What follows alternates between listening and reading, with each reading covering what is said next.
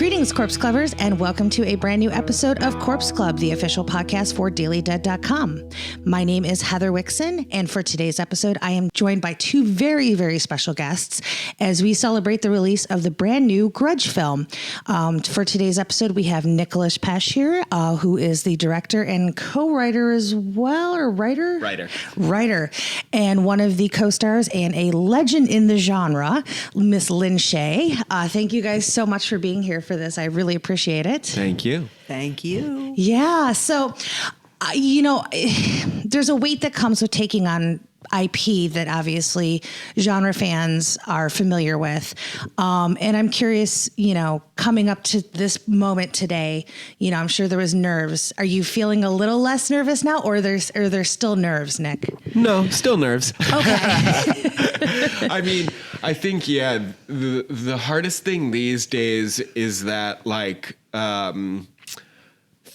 fandom is so intense, and especially, there's 12 Grudge movies that predate this one. So, there's fans of the Japanese ones, there's fans of the American ones, there's fans of all the random nooks and crannies in between. And I think that the hardest thing throughout this whole movie has been sort of, I'm a fan myself. I love the Ju-on films, the Shimizu's early Japanese movies in the franchise. And I think as a filmmaker, the only person I really know how to please is myself. So I have to please the fan inside me and hope that there's other fans like me. But I think that sort of, finding the balance between serving the people who love the genre, who love the franchise, but then also just making something new and fresh. I think that we're doing everyone a disservice if all we're doing is remaking and rehashing something that's already been made, especially because there's a movie from 2004 that wasn't that long ago. And I think that, just finding that balance between what we wanted to make, the fresh, new, unique film, but staying within this franchise and all the great things that Shimizu built within it. Yeah, and speaking of that really quick, it's interesting to me because I've seen a lot of folks sort of mislabel this as a remake. Yeah. And for me, I feel like it doesn't do you guys a service because there's obviously a tie-in into sort of the 2004 and sort of the legacy of that.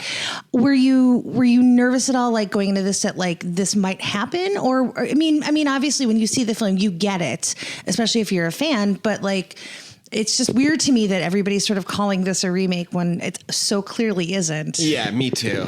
I mean, I think what's funny is you look back to when Shimizu made the Japanese films, and he made 4 Ju-on films before he made the American remake, and when and Ju-on the Grudge is actually the 3rd movie. When he made that, no one called it a remake or a reboot. It was just the next Grudge movie. Right. And, if you look back in the history of horror, all the horror franchises, you never labeled them as it's a remake, a reboot. What's Halloween 3? There's no Mike Myers in that movie. It defies classification.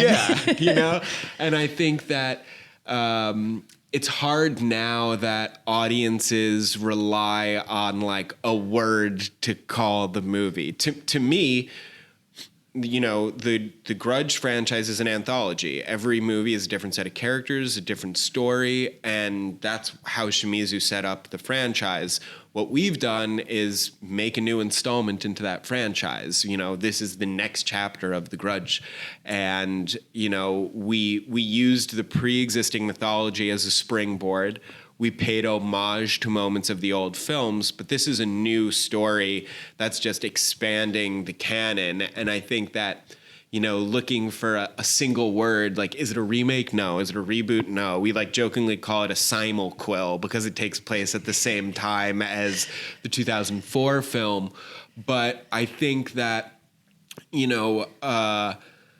the classifications that audiences required now is like oversimplification and forces.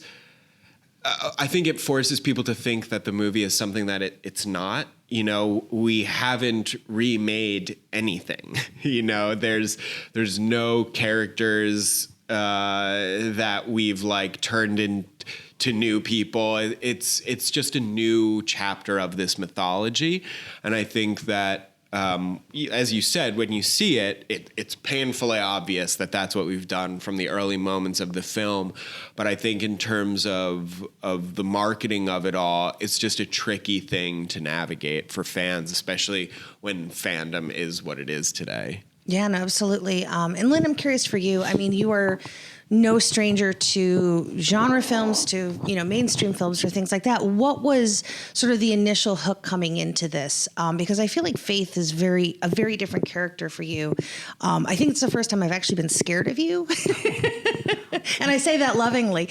But there's something really interesting about her story in particular, because there's like an inherent sadness to it. And just sort of that inevitability that comes with, you know, getting older and stuff. That's a great question. I mean, part of my attraction to the story was the story, that this is 2020. We're talking 2020, which to me still sounds like a license plate.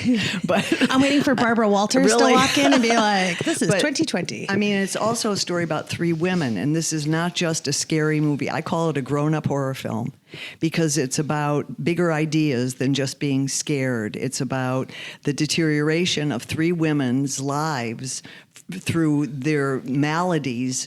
You know, Betty Gilpin is pregnant with a probably disabled child. Detective Muldoon is, you know, a single mom who's raising a child by herself and is a professional. And Faith is the oldest of the three generations who's suffering with dementia, and I kind of see it as the weaknesses of these women also beside it being the house that's haunted, they are haunted. That there's something lacking and some deterioration of their own spirit, which makes them vulnerable to rage. And so thematically, it was a very interesting story to me, and very different. I just wanted to, because I've been dying to sort of mention this. There's a wonderful review in the LA Times today, and what it says is the characters look exhausted and hollow-eyed to the fact that so many have had loved ones who have suffered from cancer, dementia, or some other devastating medical condition. This is not a fun horror picture. It's about miseries, both supernatural and mundane.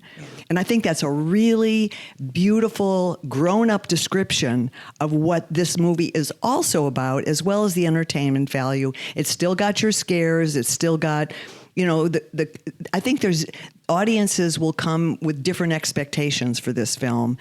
There's going to be the old expectations, and whether they'll be met or not, that's hard to say. You know, what scares somebody? Do they want to have the timing of boo, boo, boo, bump, you know, like the big bump? Or is it go boo, boo, boo, boo, boo, boo, boo, boo, boo, boo, bump?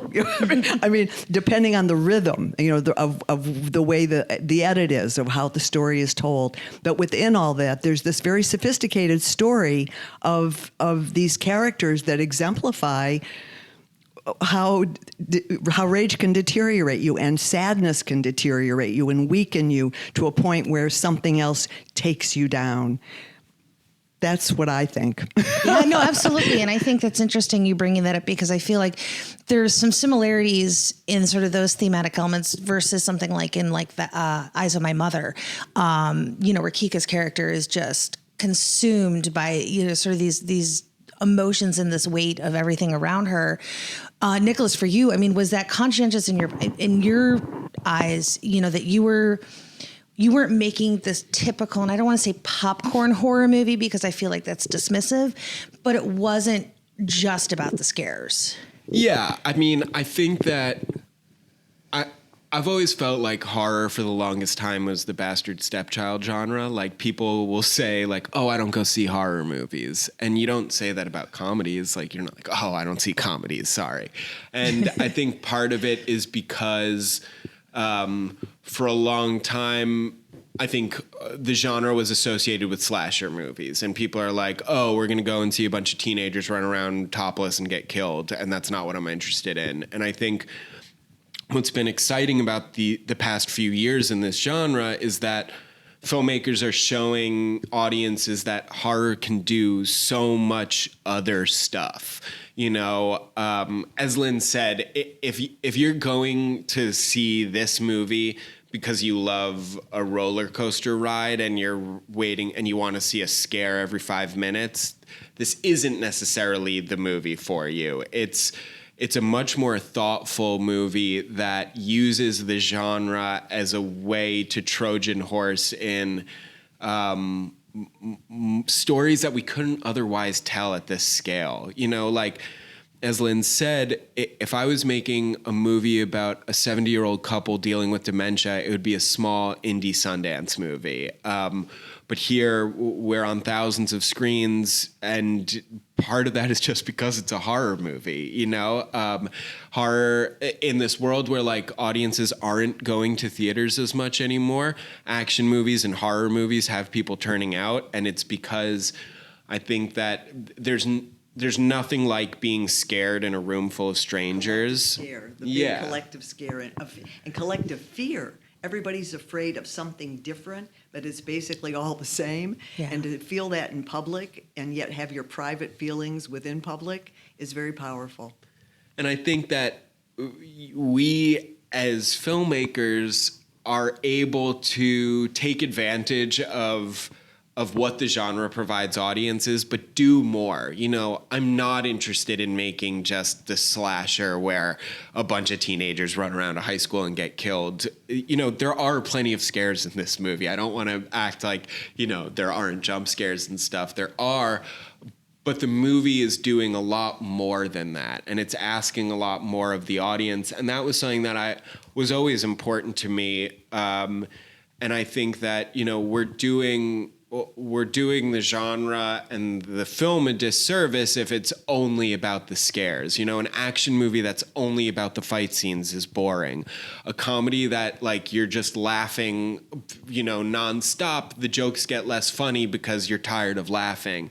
I think like you need a balance, and this is a movie that if you know, it's certainly intense. So if you're, you know, it's not for the faint of heart, but it's got a lot more in there than just what a traditional, you know, popcorn scare movie has. Yeah, no, absolutely. And I think what's interesting is we've sort of seen this shift in the genre over the last few years where, you know, it was a lot more about like going out of your element and things, you know, sort of coming at you. And I think what's interesting is we've seen this wave over the last few years, and you're very much a part of that, where horror is sort of turned in on itself, which I think is really interesting. I think for me, that's why I'm loving sort of this era of horror, because I think for me, that's what makes it so effective. And that's what really gets to me. Like, sure, you know, I love, you know, watching big, you know, crazy horror movies, but I think the stuff, that internal stuff, really scares me the most, because I think that's human. I think we all kind of fear that stuff. And I'm curious for you guys, you know, when you're working on material like this, where you're sort of, you know, trying to get into those character beats and these things, can you talk about that collaborative process that you guys had during production? Because I think it really translates well into the final product of the film.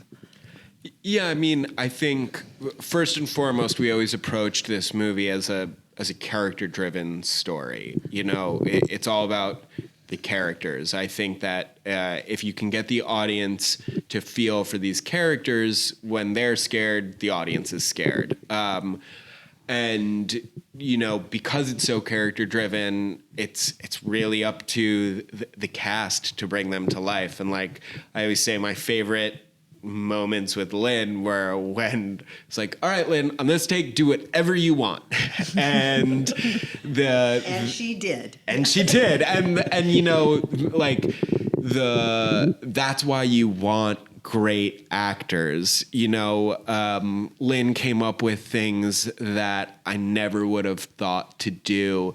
And, you know, I think that like that shot of her laughing with the knife is iconic. And like, I told her to scream and she was like, I'm going to laugh on this take. It's like, okay, go for it. And, but I think, that's why. That's what comes from not listening to your director. That's the best. And I think it was really important for all of us to have a great cast so that those moments could happen, so that those like little blips of life could come through. And I think with such an it's not an ensemble cast in the traditional sense, because it's like, I think that like Lin met John Cho for the first time 2 weeks ago, but it feels like an ensemble, and to just have everyone really bringing their A game and bringing ideas to the table, just make the characters feel more alive, more real, and I think, make the movie better. Yeah, how about for you, Lynn? I think, Nick was really, we had never really met until we were on set, I don't think. And my first impression was, he's so cute. How is he going to make a scary movie? And then he started talking. But all kidding aside, I was inspired and energized by the story and by certainly playing this character and trying to figure out who she was, rather than, as well as who we see her as, because especially the way the film is edited, you only meet Faith after she's gone. After she's already been, there's a scene which I still miss, which apparently will be in the director's cut, that was in the original script of Faith and Frankie Faison, my wonderful co-partner who played my husband, where Faith is having a good day, because with dementia, there are days are more lucid than others, and it's this beautiful little scene. And this was an idea I had never really. This was the first scene we did of Faith, and I'd never met Frankie before. And I said to Nick, "What do you think about him putting nail polish on me in the scene? That this was like an old throwback to something he used to do. He would put my nail polish on. So we had this pink nail polish that I actually wear sort of chipped throughout the film. No one may ever see it, but I saw it. I knew it was there. And it's a beautiful scene where we reminisce about, really makes me emotional. We reminisce about our life before at the lake, and we have a beautiful little story we tell about a bird that got into the cabin and how he takes the bird. He gets up in the middle of the night to help get the bird out of the cabin, and it really affected me the same way it's still affecting me, and was one of the key scenes I felt in terms of saying who Faith is. So, cut to, we only actually meet her after. We don't know that scene. The audience doesn't know about that, but I did, and that Nick allowed me to try to find those moments where I'm talking to the little girl, where you see a softness of who she might have been. I felt that was an important element, and looking for those moments within her dementia, and that Nick was open to me saying, I mean, hey, could we try this? I was so inspired by who the character had been and what we could show about who she is now, and felt free. And not all directors make you feel free to open your mouth. Even I've gotten older, so I've gotten a bigger mouth. Even if I raise my hand and say, can I? So gratefully, Nick is one of these wonderful creative forces who also allows you to have your wonderful creative force. So thank you, Nick. I love the movie and I love the character. Thank you. Well, you mentioned Frankie, but you also got to share scenes with Andrea Riseborough, yes. who, obviously is fantastic. phenomenal. And Jackie Weaver, of course, yes, too, fantastic also. How great was that for you to be able to sort of collaborate with these other strong actresses on this? Because, I'm trying to think of like other horror movies where you've seen like an embarrassment of riches of a cast like this. And it's kind of ridiculous, the talent that's involved with this project. Well, Andrea, I didn't have any social quote time with other than being on set. She's extremely poured into her character. There was one moment I actually meant to tell her this.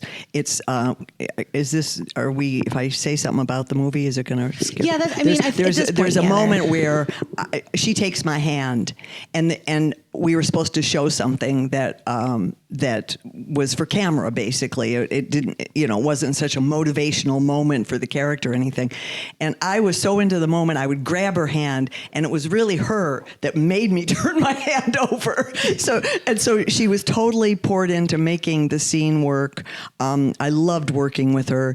I think she's a fantastic talent and actress, and it was a pleasure and real honor to share time with her. Jackie Weaver, I'd never met. We immediately became immediate girlfriends, and me and Frankie and her had dinner a lot over in Winnipeg. We were at every good restaurant that had a good steak, which Frankie found. So, and Jackie was just great. I mean, these are people who know their craft, know their talent, have a history, have a past, a present, and a future, and who are real givers and are totally with you in the scene. And I can't tell you how many times you don't feel that from an actor, even skilled, wonderful actors. So I feel very grateful to have had the experience with both of them. I was going to ask Nicholas, because, your first two films were sort of a little more independent-y, but I know you have somebody like Sam Raimi involved with this, who obviously, knows the ins and outs of everything, genre or otherwise. Was he hands-on with you when you were working on this, or did he kind of just let you take the reins and sort of let you put out, do the movie that you wanted to? I mean, the best thing about Sam is how supportive he is. Because he's a director first, he knows what he wants in a producer, and he gave that to me. From the moment I pitched the movie, he saw that I knew what I wanted to make, and he did everything in his power to get me closer to my vision. Sam is not a guy who's I think it should be like this, or I think it should be like that. You need to listen to the studio. He was, let's make the best version of your movie. And, especially there's the thing that I really had never done before was jump scares and set pieces and things like that. And there's a real, I think people have this misconception that a jump scare is super easy and super cheap, and that it's just you make it quiet and then you make it loud. And that's so not the case. It's actually really, really difficult to make you jump out of your seat without trying, to elicit that physical response out of an audience member is difficult. And there's a math and a mechanics to it that Sam's knowledge was invaluable. There's all these subtle little things that you don't think to do, that because he's done it a million times, he knows all the ins and outs and all the tricks. But, he very much let me make the movie that I wanted to make and was there to support that at every step of the way. That's excellent. And I from a sort of a technical standpoint, there's a lot of things I really love about this movie. I love the house itself just feels so suppressive. The color palettes with the yellows and stuff like that. It just really no blues. Was there no blues? No blues was not on the palette. The sound design too is so essential. Can you talk about some of the little technical aspects of putting this movie together? Because I think it's easy to appreciate the visual elements of it, but I think there's so many different little components that go into making a really great film that I think, sometimes fans kind of overlook a little bit.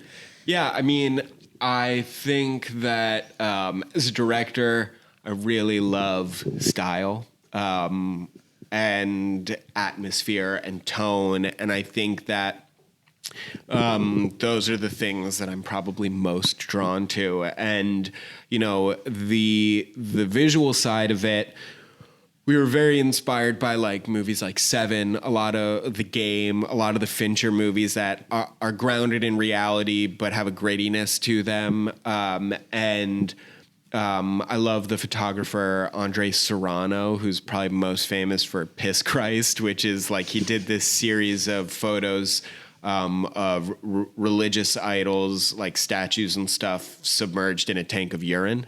And definitely not controversial whatsoever. Yeah, no. Sure. There's just this murky yellow twinge over everything. You know, if you saw the pictures, you'd have no idea that it was urine. But there's this yellow twinge to them that me and my DP, Zach Galler, who I'd worked with before, from the start, we were like, we want it to feel like, I always referred to, like, I always said, urine. Yep, I always said bathroom colors. That's the color palette. Bathroom colors. No blue. And so that's sort of where the look came out of, finding like this gritty, gross, disgusting feel, but still grounded in reality. And then when it came to sound design, I love David Lynch, and I think that he has a way of, with sound, making a tone that just feels so uncomfortable. So there were certain things that, like, I was fortunate that I knew some of the, I was given some of the tricks that Shimizu had used. So, for instance, normally, when you step into a location and you're in an interior location, it's muffled, but you hear the sounds outside. So you'd hear cars passing by, you'd hear birds chirping. In this movie, when you step in the house, you do not hear anything. It's dead in there. And that was something that, was baked into the old movies that isn't something that you'd even necessarily notice upon first watch.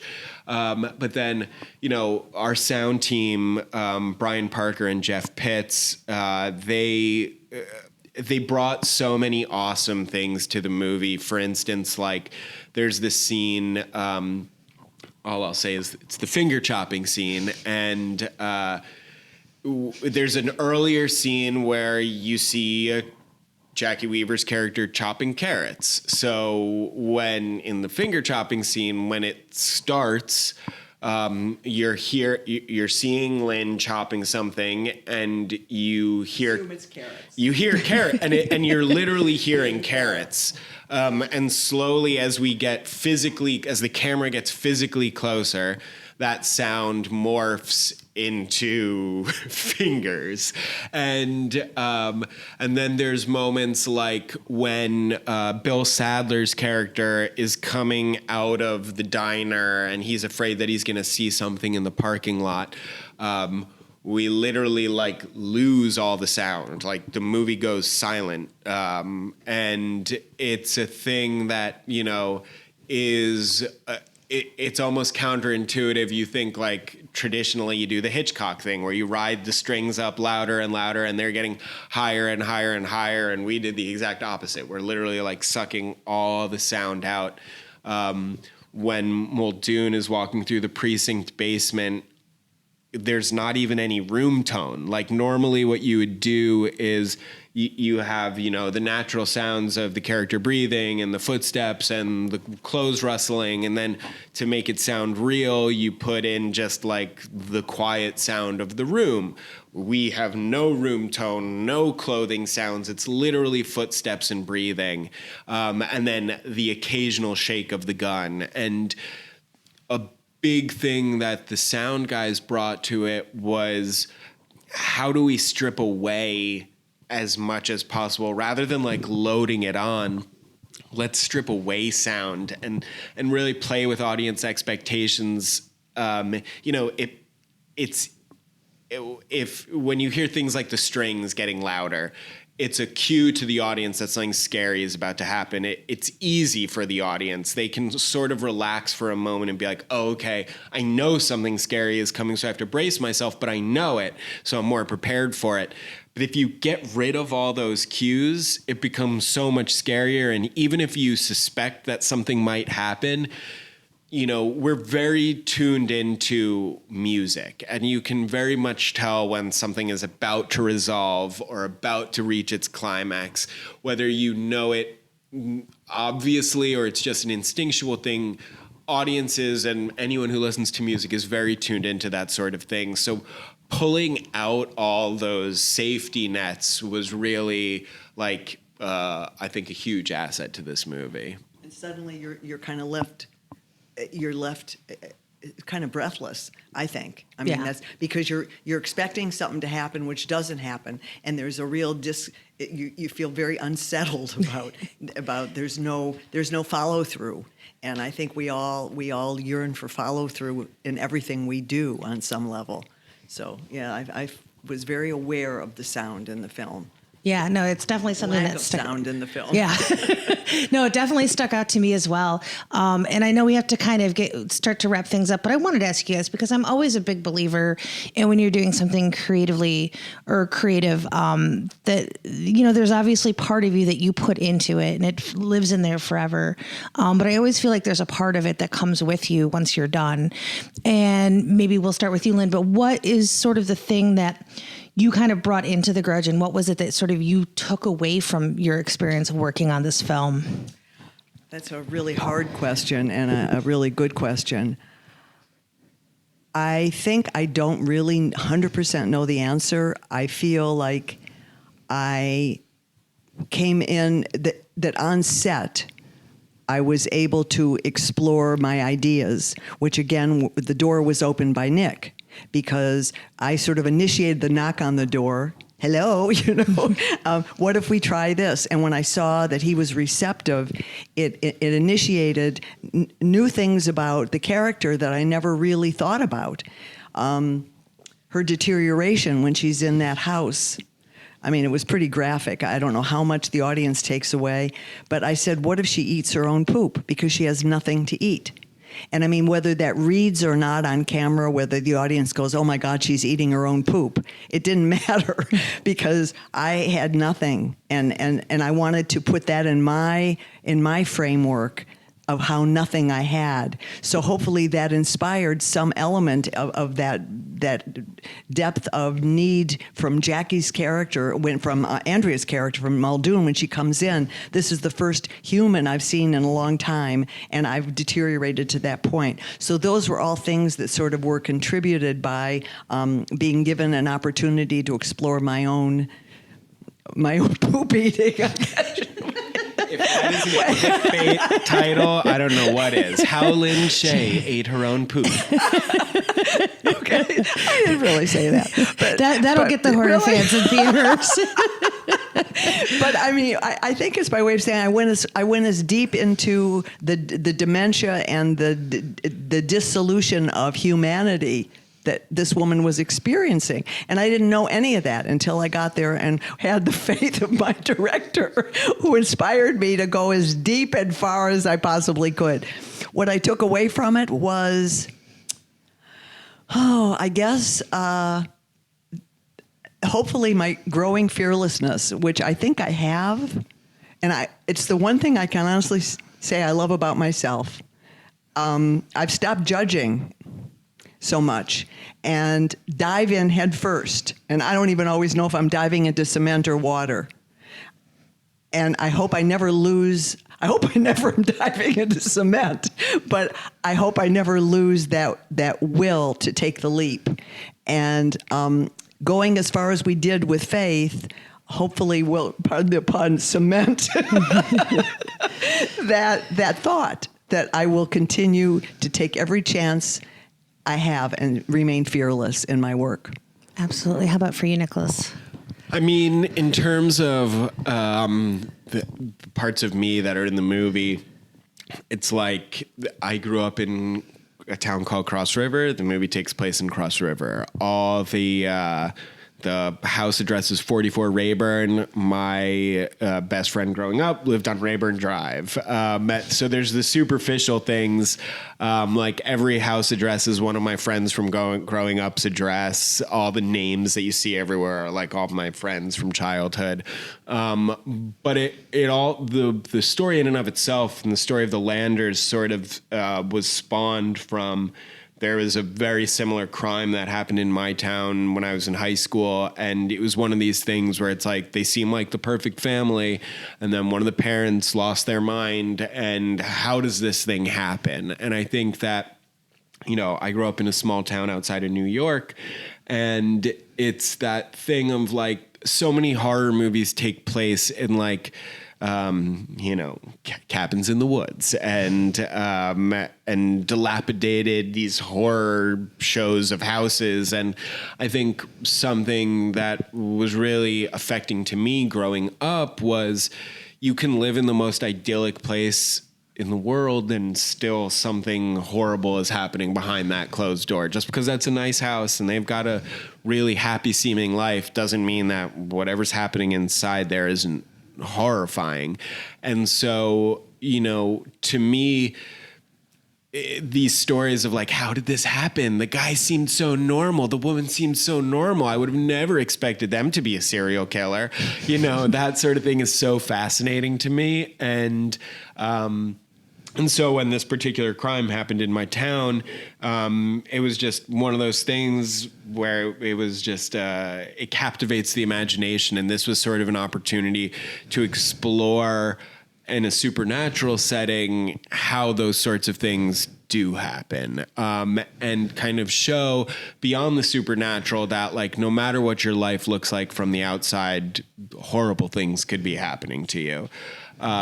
And then in terms of what I got out of it, I think that, you know, I remember Tarantino saying after he made Django, I finally got to make a proper Western.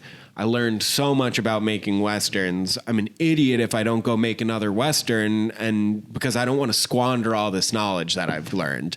And I think I feel the same about horror. Like I'm very eager to make an action movie. I'm eager to make a sci-fi movie, but I feel like I learned so much about how to scare people, and so much about what this genre can do, that I want to use that knowledge. You know, my first two movies are very much like homages to very specific styles of movies from the past, very referential of things. And this movie, of course, is referential to stuff because that's just baked into me as a filmmaker. But I think that I learned a lot about myself as a filmmaker, and a lot about the genre. And I want to use those tools and those skills and do it again and make it even more effective. Awesome. And I will be there. And then we'll get to chat about it again. Yes. I'll be there too, even if it's just watching. She'll probably be in it though. Oh, okay. Yeah. You heard it here first. Nick's next movie is going to have Lin Shaye, so we've got that scoop. But I wanted to thank you guys so much for doing this today. For those of you, thank you. Thank you very much. For those of you listening, be sure to go check out The Grudge. It is in theaters this weekend. And also for all of your news, reviews, and fun horror stuff, you can visit us over at dailydead.com or follow us at Corpse Club over on Twitter. For those of you who've been supporting Corpse Club from the beginning, we thank you so much. And until next time, everybody, stay scary.